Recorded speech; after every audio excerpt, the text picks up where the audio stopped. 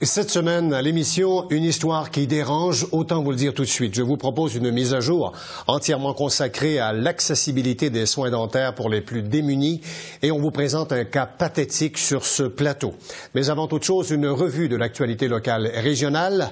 Voici mise à jour à l'antenne de la télévision régionale de Laval.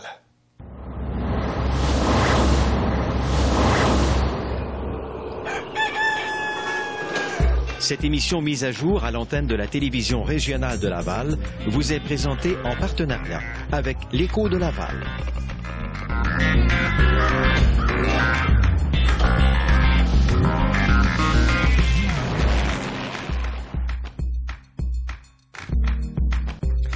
Madame, Monsieur, c'est Marius Brisson. Je désire vous souhaiter la bienvenue à cette nouvelle mise à jour, un magazine de réflexion d'une trentaine de minutes, pendant lequel nous examinons un sujet d'intérêt en vous présentant différents points de vue. Et aujourd'hui, à l'émission, une entrevue troublante, disons-le, avec une Lavalloise qui, faute de moyens financiers, a tenté de s'extraire elle-même des dents.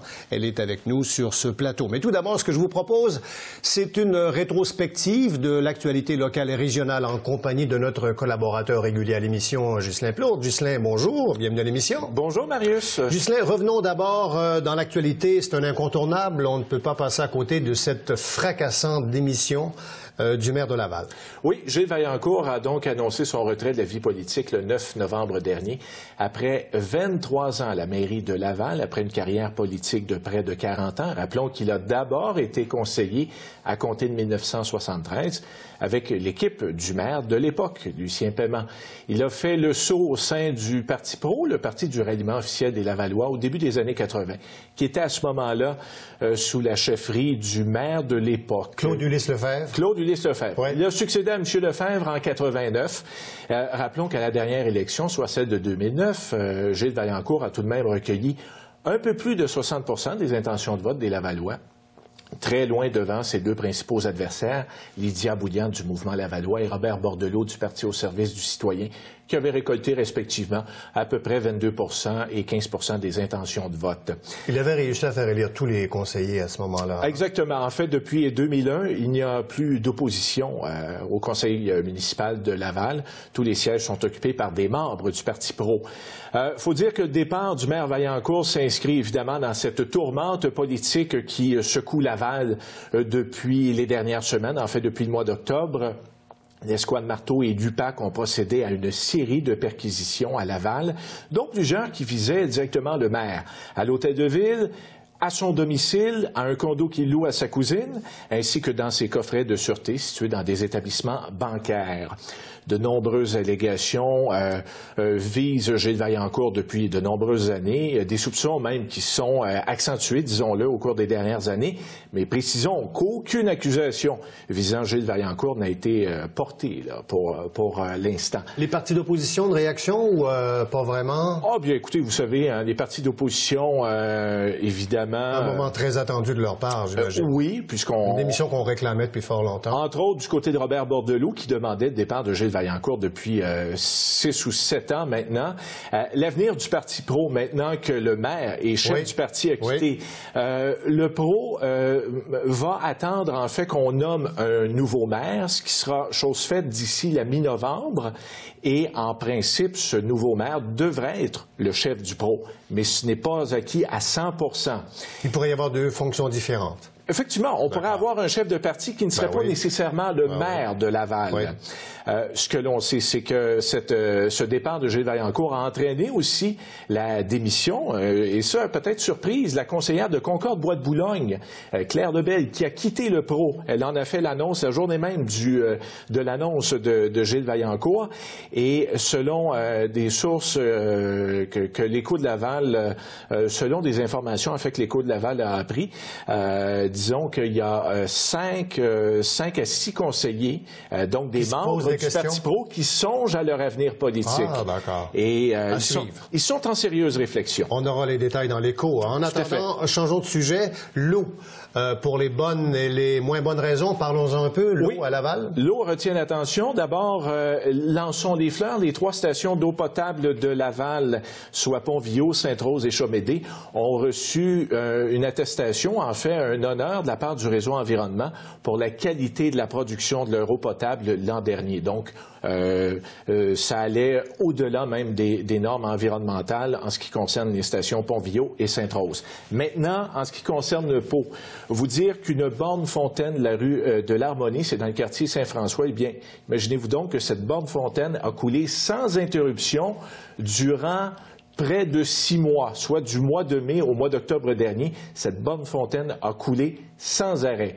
À l'origine, c'est qu'on effectuait une purge. C'est une opération qui est quand même assez fréquente là, dans les villes pour régler des problématiques. Dans ce cas-là, on parlait d'une problématique d'eau ferreuse, mais habituellement... La conduite s'est rompue ou on a oublié de la fermer? On a tout simplement oublié de la fermer. Non. Une erreur d'assignation, imaginez. Au calcul, 30 mètres cubes d'eau par jour s'est écoulé de cette borne fontaine. Si on transpose ce calcul sur 6 mois, c'est 5520 mètres cubes d'eau, soit l'équivalent d'un peu plus de 2 piscines olympiques d'eau gaspillée. Du gros gaspillage. Oui. En terminant rapidement sur le français, qui est en perte de vitesse toujours à Laval, ça c'est vraiment déplorable. Oui, selon Statistique Canada, les plus récentes statistiques, la population de langue maternelle française à Laval a chuté dramatiquement en 10 ans. Il est passé de 74 % en 2001 à 62 % en 2011. Merci beaucoup, Ghislain, de ces informations. Et les gens qui nous regardent, les téléspectateurs, téléspectatrices, peuvent avoir davantage de détails dans l'Écho, le site Web, allez-y. Consultez l'Écho de Laval, des informations fraîches tous les jours sur le site Web, l'échodelaval.ca. Et également, on est très actifs sur les réseaux sociaux, Facebook et Twitter. Et je rappelle que l'Écho de Laval est désormais partenaire de l'émission Mise à jour. C'est un plaisir de vous accueillir. Merci, Ghislain. Bonne semaine et à la semaine prochaine. Bonne semaine à vous également. Au revoir. Cette portion de l'émission Mise à jour à l'antenne de TVRL vous est présentée en collaboration avec l'Écho de Laval. Cette semaine, à l'émission Mise à jour, une Lavalloise vraiment désespérée qui, devant l'atroce douleur d'une rage de dents intense et le peu de moyens financiers dont elle dispose, a décidé de procéder elle-même à l'extraction à froid, s'il vous plaît, de 3 dents de sa mâchoire inférieure. C'est absolument incroyable, avec une paire de pinces en plus. Je vais vous montrer la paire de pinces dans quelques instants sur ce plateau. Et je vous dis tout de suite que son intervention n'a quand même pas été un succès. Il y a des choses à régler. Alors, devant un acte de désespoir comme celui-là, comment réagir? Donc, mes 2 invités sur le plateau aujourd'hui, tout d'abord le docteur Christophe Bedos, qui est professeur agrégé en médecine dentaire à l'Université McGill, qui va nous parler. Mais avant toute chose, une première partie d'émission consacrée à Madame Diane Vinet de Laval-des-Rapides, qui va nous raconter son histoire. Donc, Madame Vinet, merci beaucoup d'avoir accepté notre entrevue et bienvenue à l'émission Mise à jour. Bien, c'est moi qui vous remercie. On va tenter d'expliquer aux gens comment une histoire pareille, aussi invraisemblable, a pu se produire, comment vous en êtes arrivé jusqu'à poser un geste comme celui-là. Donc, votre rage de dents, commençons comme ça, ça date pas d'hier. Non, non. J'aimerais dire au départ que je faisais je faisais attention à mes dents, mais à un moment donné, j'ai fait comme une dépression et tout ce que je mangeais, je le retournais. Oui. Donc, par l'acidité, ça l'a abîmé mes dents énormément. D'accord. Et c'est là que ça commence. OK, donc ça remonte à quelques années ou quelques mois? Là? Non, un an. Un an, environ un an. Oui, oui. Donc, vous avez commencé à avoir des problèmes, mal aux dents depuis déjà un an. Oh, oui. Alors, vos dents se sont détériorées. Oui, et beaucoup. À un point tel que vous avez fait des démarches, j'imagine, pour tenter de trouver un dentiste, être secouru d'avoir des soins, j'imagine. Exact. Oui, bien sûr. Et puis, les téléphones, j'en ai fait et c'était... Rien à faire? Non, c'était... ça n'allait pas avec mon budget, mais pas du tout. Ouais. Et puis, je me disais, mais comment ils font les gens pour aller chez le dentiste, ceux qui n'ont pas les moyens comme moi? Est-ce qu'il faut endurer notre mal? Parce qu'un mal de dents, ça fait mal. Et ciel! Une rage de dents, ça fait mal, vous dites, vous? Et puis, pour avoir utilisé la pince, parce que là j'en avais plus que c'était ça, ou peut-être un pot de pilule. Donc, vous avez décidé d'utiliser une pince comme celle-ci que vous aviez à la maison. Oui. Vous l'avez entourée de sparadrap. Je l'ai stérilisée au départ. Oui, c'est ça. Vous avez entouré ça de sparadrap pour qu'il y ait une meilleure prise, j'imagine. Oui, non, hein? Bon. Et là, vous avez pris cette pince-là, vous l'avez mis dans votre bouche et vous vous êtes extrait 3 dents, non pas une, mais 3. Oui. Comment, est-ce que vous aviez une anesthésie? Comment vous avez fait ça? Vous avez pris un peu... Disons que le mal était tellement élevé que je me suis dit, garde, là, je ne peux pas avoir plus mal que ça. Alors, j'ai pris une grande respiration et j'ai juste la pince effleurée là-dedans, le nerf, si on veut, me faisait, là, vous savez. Frémir. Oui. Et puis, mais par contre... Vous avez donné un coup, vous avez pris votre courage à 2 mains. Et, excusez, seulement qu'une que j'ai réussi complètement.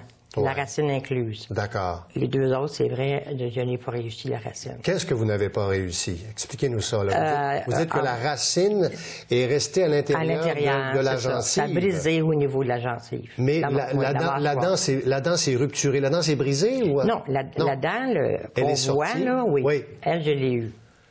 Sauf qu'il y a un bout de racine qui est resté à l'intérieur de votre gencive. Et là, présentement, mes racines ressortent.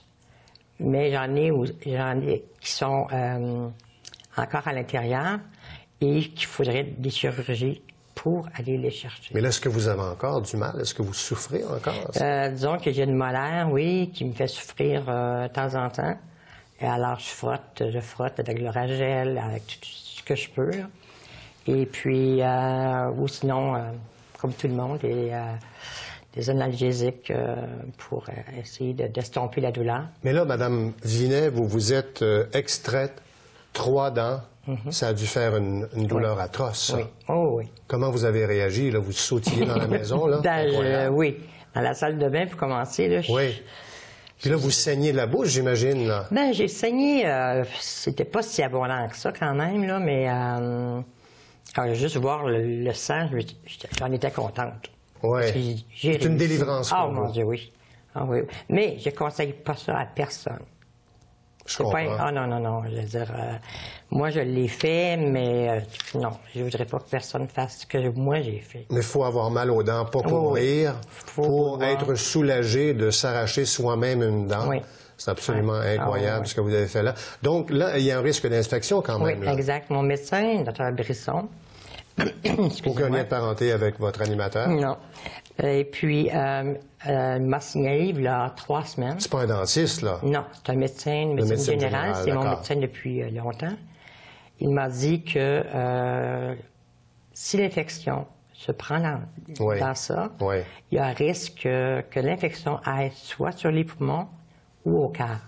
Donc là, il m'a fait une part terrible. Et puis, là, je me suis dit, bon, il faut que je fasse quelque chose. C'est là que... Parce que je ne savais pas, ça, que l'infection pouvait aller au poumon ou au cœur. Donc, je me suis dit, je suis sûrement pas la seule. Je m'excuse, parce que même mon élocution, Ben non, mais vous vous débrouillez super bien, compte tenu des circonstances. On ne vous jugera pas là-dessus, là, n'ayez crainte, Mme Vinet. Et puis, bon, c'est ça. Alors, lui, il m'a dit, ça presse pour que tu vois un médecin ou un dentiste, pour poursuivre le travail, dans le fond. Parce que là, il faut comprendre que vous n'avez pas d'argent. Bon, les gens qui reçoivent des prestations d'aide sociale ont des soins dentaires gratuits. Oui, exactement. Des enfants de 10 ans et moins ont les soins dentaires gratuits, mais les autres, non. Non. Il y a peut-être les gens qui arrivent de l'extérieur, de l'immigration, qui ont les soins. Ah, ça, vous l'avez vérifié? J'ai travaillé là. Vous avez travaillé où? J'ai travaillé au Centre de prévention et immigration à Saint-Vincent-de-Paul. OK. Et là, vous avez vu des gens arriver nouvellement au pays et qui étaient soignés gratuitement par un dentiste. Le dentiste se déplace et vient faire ce qu'il y a à faire sur l'individu et c'est gratuit. Mais il n'aurait pas pu vous soigner, vous travaillez là en plus? Non. Non, absolument pas. Non. Puis on sait qu'immigration, ben, je veux dire, c'est fédéral, mais par contre, la gratuité, est-ce que c'est Québec qui payait? Ça, je ne pourrais pas vous dire. Et... quels sont vos recours, là? Il faut que vous voyiez un dentiste le plus rapidement possible, ça n'a pas de bon sens. Exactement. Ben, mes recours sont, j'aurais besoin d'aide, ça c'est sûr, et pas seulement pour moi. Moi, je voudrais aussi aider les gens qui sont démunis? Pour tous les gens qui sont démunis, comme moi, et comme la dame de 53 ans, Danielle, qui souffre énormément, qui m'a contactée. Et elle m'a dit, je ne sais pas quoi faire, j'ai déjà mal. Tu sais, elle avait plusieurs dents. Donc, je lui ai dit, écoute, je vais faire mon gros possible pour parler en votre nom à tous les gens qui te ressemblent, ainsi qu'aux personnes aînées, aux aînés. Ouais. Donc, mon but est de faire une pétition pour demander au ministre de la Santé, M. Hébert, de faire quelque chose pour nous, les gens démunis et les personnes âgées, soit de faire les extractions gratuitement, incluant... Des cas d'urgence, à tout le moins, en tout cas. Oui, des cas très urgents, parce qu'on ne peut pas laisser l'infection. Absolument. Parce que moi, j'ai appris jeune à bien mastiquer. Oui. Savez-vous que ça fait comme plus qu'un an que je n'ai pas mangé de pommes? Et j'adore les pommes. Ben oui, vous vous êtes nourri de quelle manière, vous, depuis Ma viande va dans un blender et je mange de la purée. Vous devez commencer à être tanné de manger de la purée, là, vous? Ça, c'est frustrant aussi. Très frustrant. Et puis, le goût n'est pas pareil. Ça s'est produit quand, cette extraction? Quand est-ce que vous avez procédé? C'est en juin. Au mois de juin dernier, oui, que je me suis... Et ça s'est connu récemment, là. Là on en a parlé dans le Journal de Montréal, dans l'Écho de Laval et tout ça. Effectivement. Évidemment, on s'est intéressé à votre cas. Cette pétition, les gens qui nous regardent vont peut-être, qui sont sympathiques à votre cause, vont vouloir y souscrire. Ils peuvent faire composer votre adresse courriel. Vous pourrez peut-être la donner. Bien sûr. Mon adresse courriel est le... Diane V95 @gmail.com. Exact. C'est bien ça? Oui. Et il y a un numéro de téléphone aussi qu'on pourrait donner? Oui. On peut me rejoindre au 514-756-2172. Parce que vous avez l'intention, vous menez de front 2 opérations. Exact. Et là, je ne parle pas de l'opération de s'arracher les dents, là. Vous menez une opération de pétition. Exact. Vous voulez sensibiliser les médecins, le gouvernement du Québec, à l'état des personnes défavorisées, démunies, qui n'ont pas les moyens de s'offrir des soins dentaires. Et vous cherchez aussi à recueillir des sous, parce que là, il va falloir pour vous passer à la deuxième étape quand même, là. Vous ne pouvez pas rester dans cet état-là. Et comme si les gens ont lu le journal... J'aimerais donc avoir des dents pour Noël. Ben c'est ça. Donc, ce serait le plus beau cadeau que vous voudriez avoir. Pas manger de la dinde dans un blender, là. C'est ça. Ça n'a pas tout à fait le même goût. Mais quand même, donc, les gens qui veulent donner des sous, qui veulent vous aider, est-ce que vous avez une organisation qui va... Ça aussi, ça se prépare, là, une espèce de fondation. Parce qu'on ne donne pas des sous comme ça en appelant un numéro de téléphone ou avec une adresse courriel, mais avec une organisation communautaire reconnue. Oui. Et puis, je suis très intègre, moi, là, en tout cas, ce qui se passe aux autres canaux, là. Mais je veux pas... j'aimerais, oui, que le public m'aide et aide surtout... je parle pour tous les gens qui sont dans ma situation ou qui seront plus tard. Moi, je me dis, une personne âgée qui a travaillé toute sa vie ne mérite pas de ne pas avoir de dents. Puis en plus, c'est une question d'esthétique. Avez-vous évalué combien ça coûterait votre réparation? D'après moi, je mettrais ça autour de 3 ou 4 000 $. 3 ou 4 000 $. Mais en tout cas, le message est lancé. Et votre député, le jeune Léo Bureau-Blouin, avait déjà dit qu'il offrait une partie de son salaire à la communauté. Peut-être que ça pourrait être un premier geste de poser. En tout cas, vous irez tambouriner à sa porte. De toute façon, c'est lui qui va apporter à l'Assemblée nationale la pétition. Merci beaucoup, Madame Vinet, d'avoir participé à Mise à jour et d'avoir accepté de faire ces confidences devant nous. Je vous souhaite bonne chance et tenez-nous informés du résultat de vos démarches. Merci bien. Alors, nous allons faire une petite pause, Madame, Monsieur. Nous revenons tout de suite après avec le docteur Christophe Bedos, qui est professeur agrégé à l'Université McGill. On va reparler de toute cette problématique de l'accessibilité des soins dentaires. À tout de suite.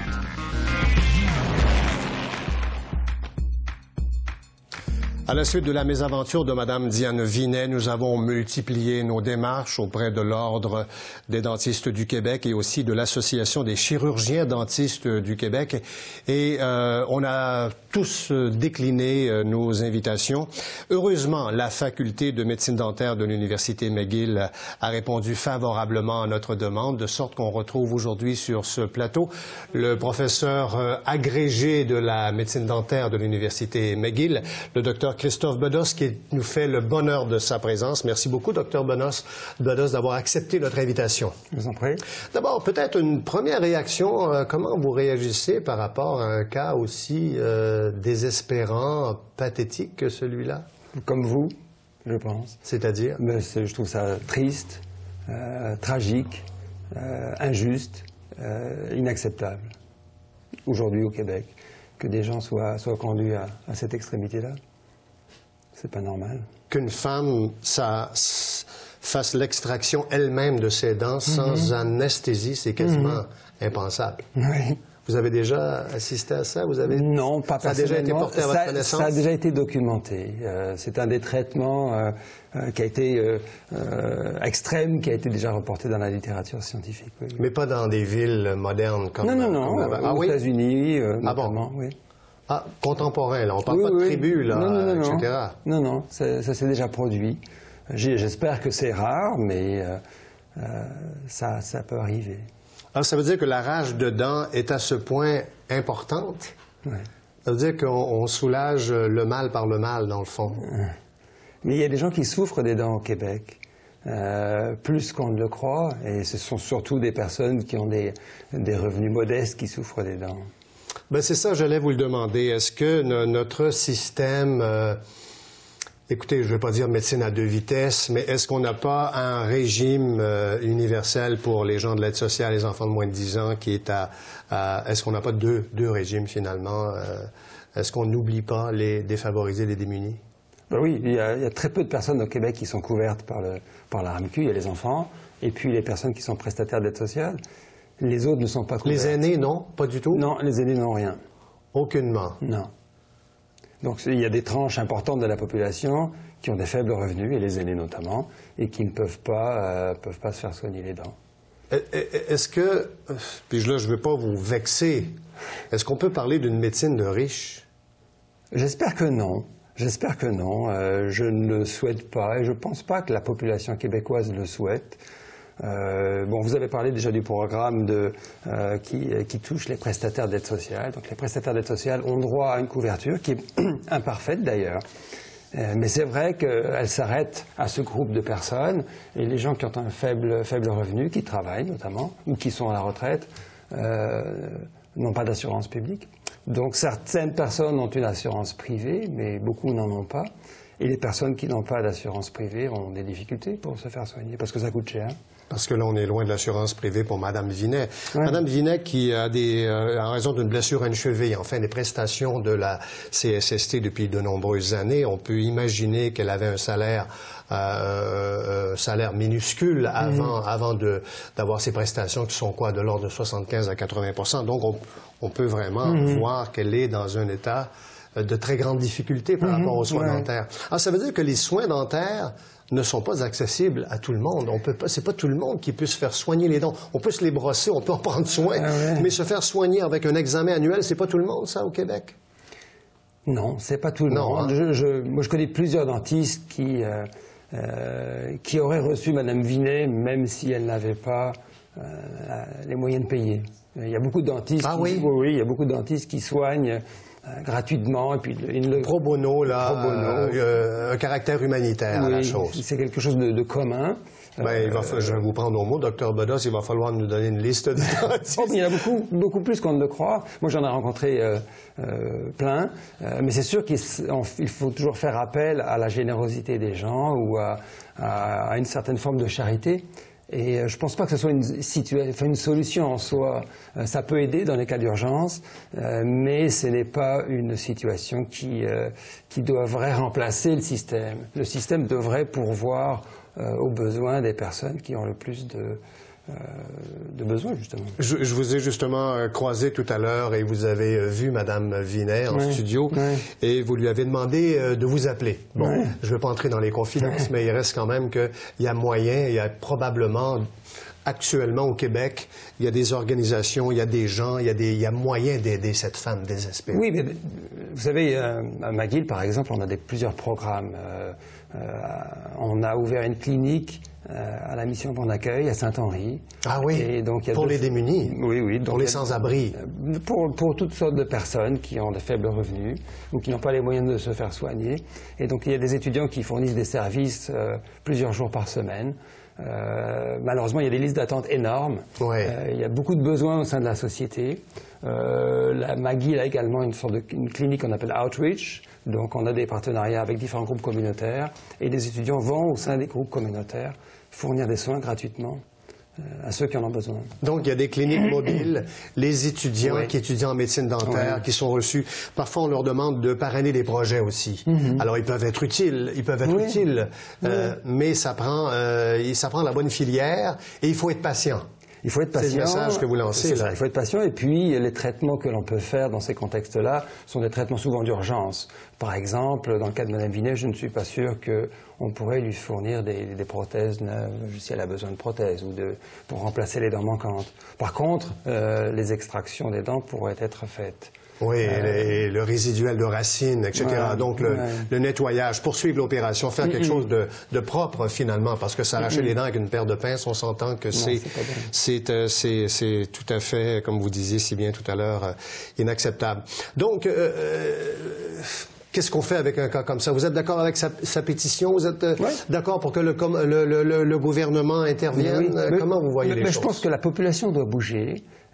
Si la population bouge, peut-être que le gouvernement bougera, mais je pense aussi que la profession, collectivement, doit bouger, doit se rassembler et assumer un certain leadership pour que les gens les plus défavorisés dans la société puissent recevoir les services qu'elles méritent et dont elles ont besoin. Parce qu'on ne peut pas dire que le groupe professionnel de dentistes au Québec est sensible vraiment aux personnes défavorisées. Bon, hormis vous, là, et peut-être quelques dentistes. Moi, je ne suis pas membre de la profession. Bon. Moi, je suis chercheur. Vous enseignez médecine chercheur. Mais détrompez-vous, il y a beaucoup de gens dans la profession qui sont sensibles à ça. Moi, je développe des projets en partenariat avec les ordres professionnels, l'ordre des dentistes, l'ordre des hygiénistes dentaires, avec le collectif pour un Québec sans pauvreté. On essaie de faire des choses. Est-ce que toute la profession a saisi l'importance du problème? Peut-être pas. Et je pense que peut-être que le cas de Mme Vinet va aider toute la profession à se mobiliser, en tout cas être sensibilisée à cette question qui est une question majeure. Parce qu'on ne conseille pas, évidemment, aux gens de suivre son exemple. Des choses à ne pas faire, évidemment, s'extraire soi-même les dents. Mais il faut, en même temps, qu'il y ait une porte qui s'ouvre en quelque part. Oui, je pense qu'il faut que plusieurs portes s'ouvrent. Et je pense qu'il faut que une réflexion de société également. Qu'est-ce qu'on veut pour la santé de la population du Québec? Est-ce qu'on veut que les gens puissent avoir accès à des services de qualité ou pas? Est-ce qu'on est prêt à payer pour cela ou pas? Et je pense que ça, il y a un débat à avoir, et le gouvernement, évidemment, a sa part, la profession a sa part, et la population a sa part. Et donc, c'est une responsabilité partagée entre tous les intervenants, et vous trouvez quand même qu'il y a de l'espoir. Oui, j'espère. Oui. Malgré tout. Oui. Professeur Christophe Bedos de l'Université McGill, donc médecine dentaire de l'Université McGill, professeur agrégé, docteur, très gentil à vous d'être passé à notre émission et d'avoir éclairé notre lanterne. Merci infiniment. Merci. Nous allons faire une petite pause, madame, monsieur, et nous revenons tout de suite après avec la conclusion de Mise à jour.